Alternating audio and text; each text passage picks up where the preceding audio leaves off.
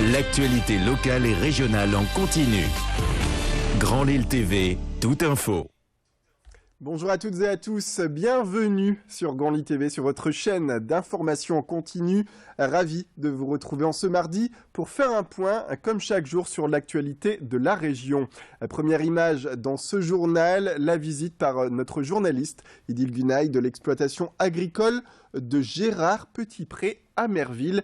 Un sujet à découvrir tout de suite sur Grand Lille TV, suite à ce grand retour des débats sur la question des pesticides. Cet ancien exploitant adepte des produits chimiques depuis 1984 a décidé de tourner le dos à l'agriculture chimique pour se tourner vers l'agriculture biologique. C'était en 2006 lorsqu'il a fait ce choix, un choix motivé par un désir de vouloir participer à une nouvelle forme d'agriculture qui marche d'ailleurs de plus en plus fort en ce moment. Un reportage. Un verger de plus de 150 variétés de pommes sur une surface totale de 5 hectares. Nous sommes ici sur les terres de Gérard Petitpré à Merville. Depuis 2006, ce maraîcher a opté pour une production 100% bio.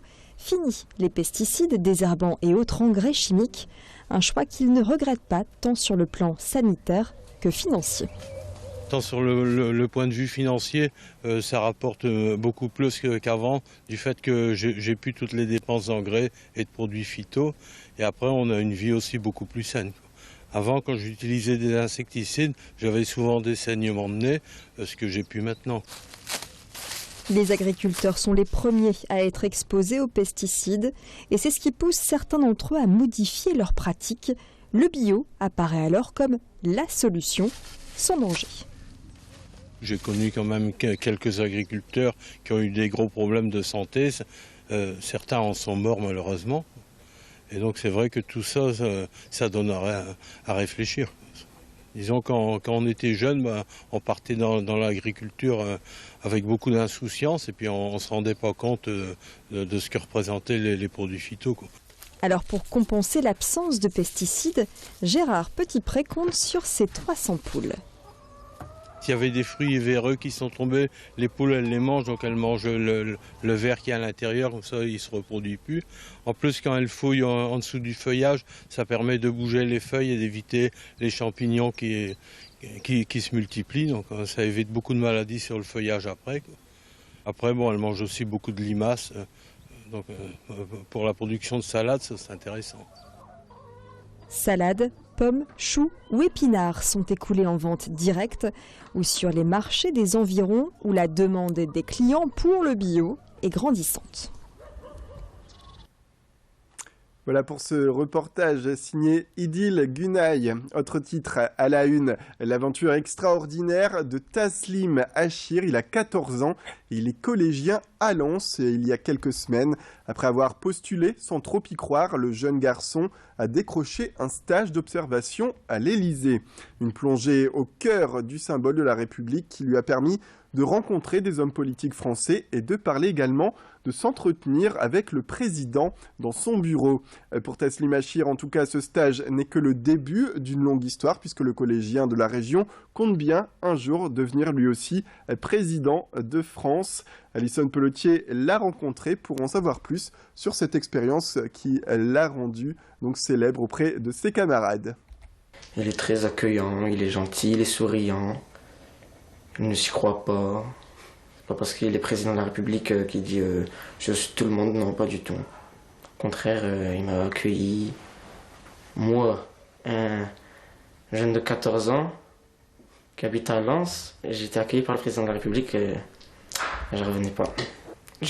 Tout est dans ma tête, c'est vraiment une expérience inoubliable. Ce stage m'a vraiment motivé davantage. Je suis déterminé là.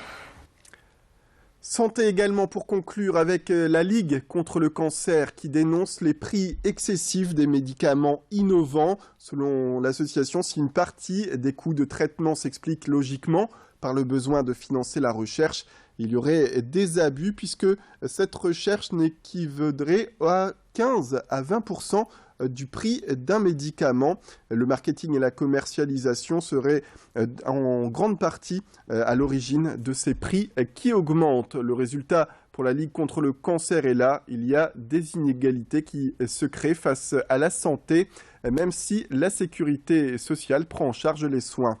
Céline Huret a rencontré Louis-Philippe Maquet, le vice-président de la Ligue contre le cancer dans le Nord, afin de faire un point sur la situation dans une région qui compte, on le rappelle, 40 000 personnes en traitement continu. Nous sommes en train actuellement d'évoluer vers une société à plusieurs vitesses. Donc nous risquons de voir des malades faisant face à la situation en raison de situations personnelles fortunées et d'autres qui malheureusement vont rester au bord du chemin avec des situations dramatiques, insupportables. La France, oui, qui tend vers un modèle américain de profit, de dérégulation du marché. C'est la fin de cette édition. Merci à toutes et à tous de nous avoir suivis. Restez avec nous. Un prochain flash arrive au prochain quart d'heure. En attendant, place à la météo et à l'infotrafic.